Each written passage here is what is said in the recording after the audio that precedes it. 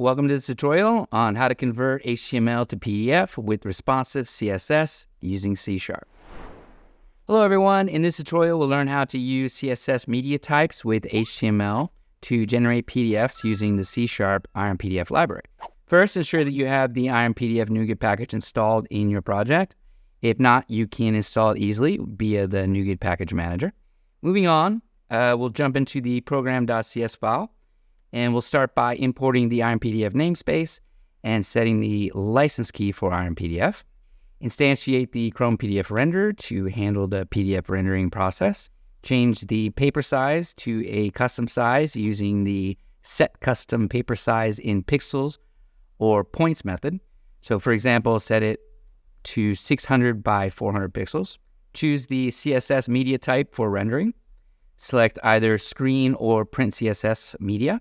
And here we'll send it to print media. Set the renderer to wait for the entire page to load before starting the rendering process using the waitfor.pageLoad method. Render the HTML file to a PDF document, and do this using the render HTML file as PDF method with the path to your HTML file. So for instance, we'll use the /tableheader.html. Save the PDF document to a file path using the save as method. Ensure that your HTML file includes the necessary CSS styles, either inline or through linked style sheets. The CSS will be applied to the HTML content as it is rendered into the PDF, allowing for customized styling. So let's run the application to see the HTML style with CSS transformed into a PDF document.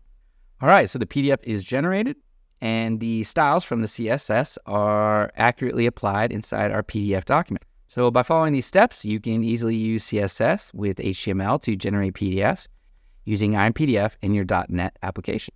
Feel free to explore more advanced functionalities of IronPDF for versatile document generation tasks.